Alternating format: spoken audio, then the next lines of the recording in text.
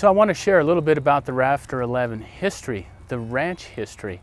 A lot of people believe that my family acquired the ranch, the Rafter 11, through the railroad acts of 1881 and 82, where they built the Santa Fe Railroad through the Lonesome Valley.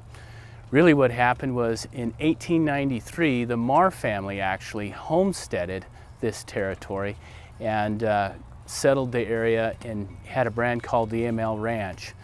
It was called the ML Ranch after Mary Lamar, one of the Marr's brothers' wives. Not long after that, Otto Lang bought the ranch, and he built a cabin up in Lang Canyon right off the base of Mingus. And he ran cattle here on the ML until 1917, when my great-grandfather Dan and his partner Wilkins bought the ranch and renamed it the Rafter 11. And from 1917 to today, the Rafter 11 has been in the Fain family ever since. And it's still a working ranch. And we run cattle. We have we have the capacity to handle about 500 mother cows. The peak of the Rafter 11, it was about 50,000 acres and about 25,000 acres of patented land and 25,000 acres of government forest lease land. The Rafter 11, my great-grandfather used as a base headquarters for his ranching operations throughout Arizona, throughout central Arizona. At the height of his career, my grandfather in the Rafter 11 operated about 65 different outfits throughout the state of Arizona. He ran cattle and sheep, and he ran at one point up to 70,000 ewes in the state of Arizona. Now, it was kind of common back then that cattle ranchers didn't mix well with sheep ranchers, but that wasn't the case for my great-grandfather, Dan. He got along with everybody, and he was known to have good relationships with the sheep ranchers and the cattle ranchers. And I think after running 65 different cattle outfits and good relationships throughout the state of Arizona, that really helped him garner the title of King of the Range. Dan only finished the 3rd grade, and after that, he went straight to work. By the time he was 12 years old, he had a job with Canfield. Canfield hired my great-grandfather to come take care of his cattle. Actually, at first to find them. He had about 200 head of cattle, and back then, there were no fences. So it was really kind of important to keep track of all your cattle. So Dan helped Canfield gather up all his cattle and bring him in to watch. And then Canfield took off for 3 days on Dan, went up to Jerome, and I think he just stayed up there in a bar for 3 days. He finally came back, and Dan said, "Hey, you got to pay me my $2.50 a day." And Canfield said, "I'm not going to do it," and was hung over. And Dan had to come back with his 6-shooter and say, "Listen, you owe me that money, and I'm not leaving until I get it."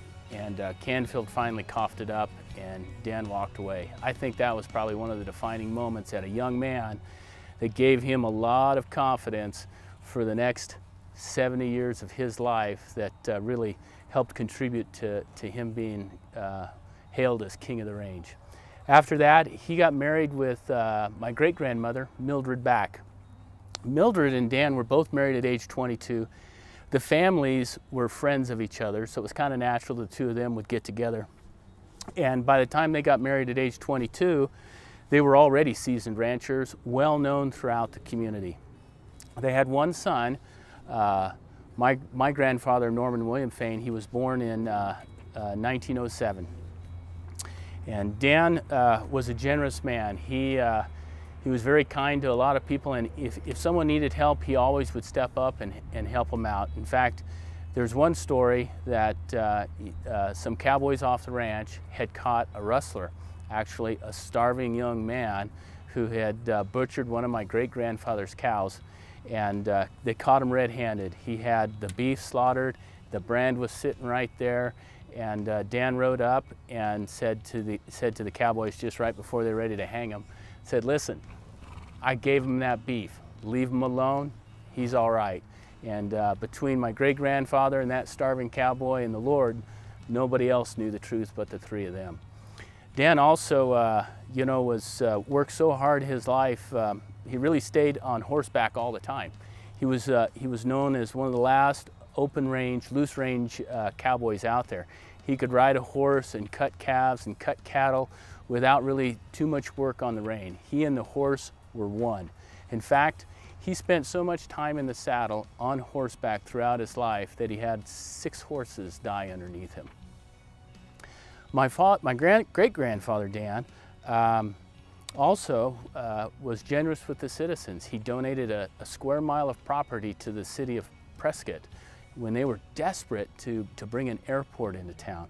And Dan stepped up. That was probably one of the largest donations that he ever made.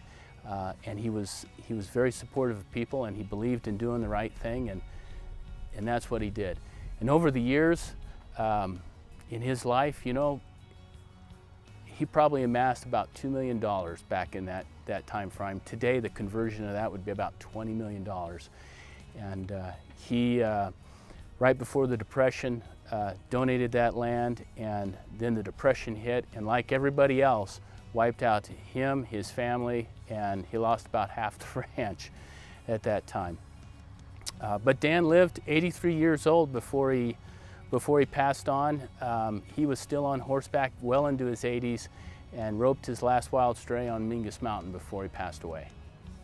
So today we're going to continue to ranch. We're going to continue to coexist with community, and blessed to be a 4th generation Fain, native to the state of Arizona, native to this land and this territory. And you know, I'm confident that my generation, with my brothers and sister, that we're going to continue to be good stewards of the land and pay it forward for another generation.